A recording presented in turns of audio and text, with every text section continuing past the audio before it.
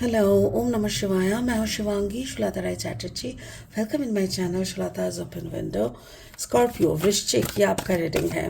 Scorpio, ये जो reading है ये 1 मार्च से लेके 15 मार्च 2025 तक की एनर्जी के ऊपर है। उस एनर्जी में आपका love, relationship, career, finance, health, studies, overall energy कैसा रहेगा वही देख लेंगे हम इन कार्ड के ज़रिए। ठीक है, तो चलिए देख लेते हैं मार्च का महीना आपके लिए क्या प्लान कर रहे हैं। स्कॉर्पियो वृश्चिक, स्कॉर्पियो वृश्चिक, 9 of Earth। It's really cool.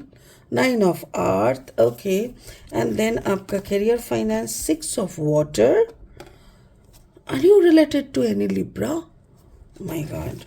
And then 5 of Fire is the overall energy.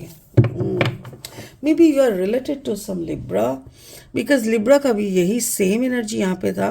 ये यहाँ पे नहीं था, बट यस ये एनर्जी भी था। जो भी है, 9 of Earth is like you are loving someone, you are related to someone, जहाँ पे पैसा भी है, प्यार भी है, रिश्ता भी है, एंड जो कि काफ़ी फुलफिलिंग है।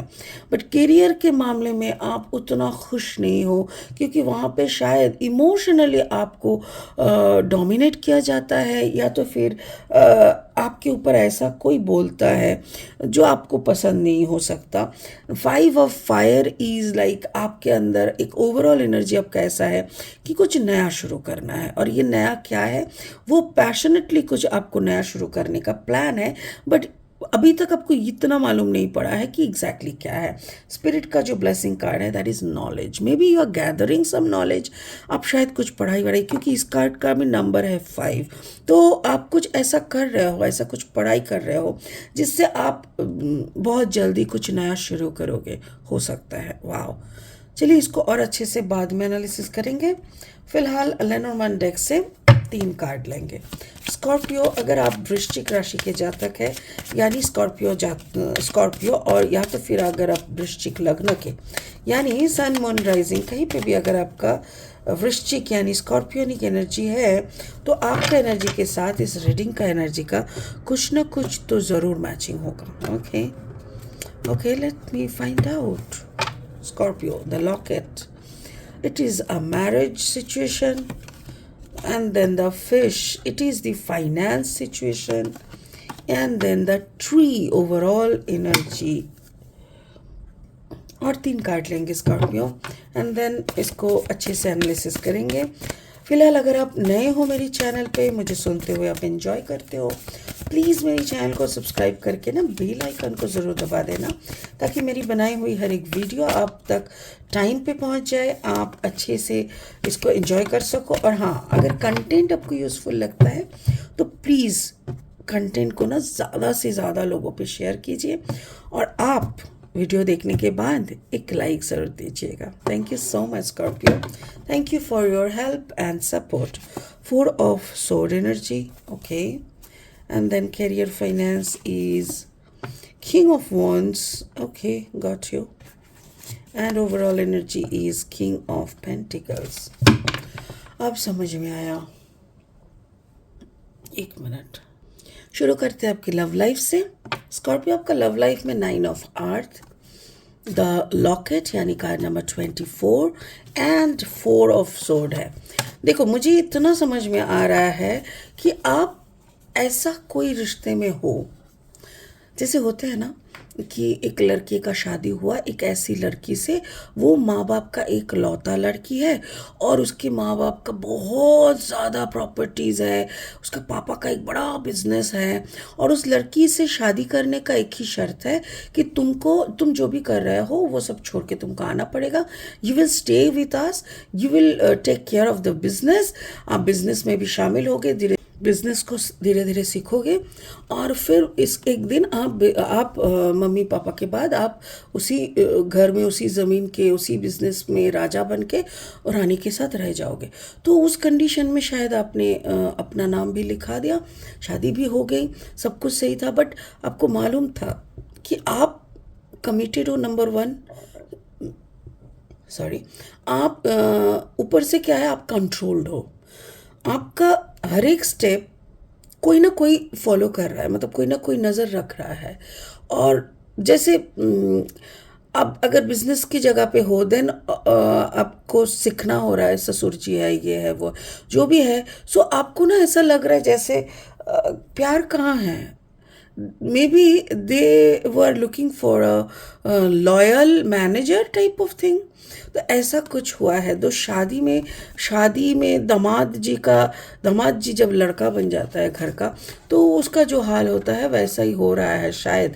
और या तो फिर अगर आप एक औरत हो, मुझे बार बार मेल एनर्जी महसूस हो रहा है, but if you are a woman और आपको ऐसा बोला जाता है कि you will come, you will take care of everything, आपको सिर्फ घर का ख्याल रखना है, चारों वक्त का खाना बनाओ एंड घर का ख्याल रखो, बच्चे पालो, और बाहर का कुछ भी आपके सामने अलाउ नहीं है, तो भी एक औरत का वही हाल होगा जो यहाँ पे दिख रहा है।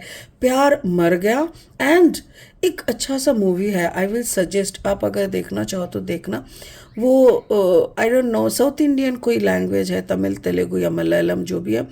The movie name is the great Indian kitchen, जिसका एक हिंदी वर्जन भी अभी आया है, दैट इज़ मिसेस। तो ये दोनों में से कोई भी एक मूवी देखना, the same story, and the story goes on in such a way कि देखोगे तो समझ में आ जाएगा। ओके, कैरियर फाइनेंस में भी देखो, मतलब आप काम कर रहे हो जो भी है, बट आपके हाथ में फाइनेंस आप देख रहे हो, आप बहुत पैसा नर्चर कर रहे हो, लाइक पैसा आ रहा है, आप कलेक्ट करके ला रहे हो, बैंक में जमा कर रहे हो, ससुर जी को हिसाब दे रहे हो, या जो भी, मतलब घर का भी अगर काम हो तो भी आप देख रहे हो, पैसों की कोई कमी नहीं है, बट काम का भी कोई कमी नहीं है। इतना काम, एंड ऊपर से इतना मॉनिटरिंग, इतना अरे इधर जाओ, ये करो, अरे उधर जाओ, मतलब हर वक्त कमांडिंग, मतलब ऐसा लग रहा है जैसे यार हम कहाँ फंस गए हैं। दो पैसों के लिए, दो सिक्योरिटी के, मतलब 2 पल की सिक्योरिटी सोच के हम कहाँ फंस गए। और जैसा लग रहा है कि आपके जैसे कोई सेल्फ अस्तित्व होता है ना, कि मेरा भी एक मी टाइम चाहिए। एक कहीं आप ऑफिस भी जाओगे ना, तो एक ऑफिस में क्या लंच टाइम में भी आप 4 लोगों से बात कर रहे हो, तो अलग एक मूड फ्रेश हो जाता है। अच्छा, 2 पल के लिए सिगरेट पीने, अरे ऑफिस में ससुर जी बैठे हुए हैं, सारा दिन इन्हीं लोगों के सामने, हर एवरीबडी इज आपका ससुराल। या और अगर आप मायके में हो तो एवरी टाइम ननद है, सासू माँ है, इतनी सारी आंखें आपको देख रहा है। अब 2 पल के लिए अगर आपका कोई हॉबी या आपका कोई अलग सोच भी था इससे पहले, वो भी आप दबा के बैठे हो, तो ऑब्वियसली आपको कुछ भी मज़ा नहीं आ रहा है। You can not enjoy the money what ever the status is. बहुत सारा पैसा है, पैसों की कोई कमी नहीं है, पैसों की कमी नहीं है, बट कामों की कमी नहीं है। और ऊपर से इतनी ज़्यादा, मतलब अरे ये नहीं हुआ, अरे वो करो, अरे इतना है ना कि it's a mess.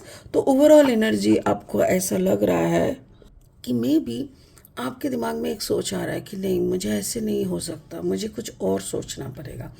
5 of fire, आप दिमाग चलाने लगते हो और आपको लगता है कि ये जो बड़ा सा पौधों के नीचे मैं बैठा हुआ हूँ ना, ये एक बड़ा सा पेड़, यानी या ससुर हो सकता है, हस्बैंड हो सकता है, कोई भी, यानी एक किसी की छाया में, कोई भी बड़े पेड़ के छाया में कोई बड़ा दूसरा बड़ा पेड़ नहीं होता। जो भी होगा ना, छोटा छोटा पेड़ होगा, क्योंकि ये बड़ा पेड़ उसको उतना ही धूप देता है जिससे वो छोटा ही रहेगा, उसको बड़ा होने नहीं देता। तो बड़ा पेड़ के नीचे कोई बड़ा नहीं बन सकता, कोई पौधा बड़ा नहीं हो सकता। ठीक उसी तरह कोई बड़े आदमी के नीचे वो छोटा आदमी रह जाता है, वो बड़ा नहीं बन सकता, क्योंकि वैसा कोई कंसेप्ट ही नहीं है। और अगर आपको कुछ अलग करना है, आपको भी खुद को भी आपको अलग तरीके से, वो बड़ा छोटा वो अलग बात है, बट इंडिविजुअल अगर आपको कुछ करना है ना, देन आपको इस बड़े पेड़ के ये छाया के बाहर आपको जाना पड़ेगा। ये जो इंसान आपको सारा दिन टोकना या आपको सिखाने, जिंदगी भर ये सिखाता ही रहेगा, इसका सिखाने का कभी ख़त्म नहीं होगा। आप कभी बॉस नहीं बनोगे जब तक ये मर ना जाए।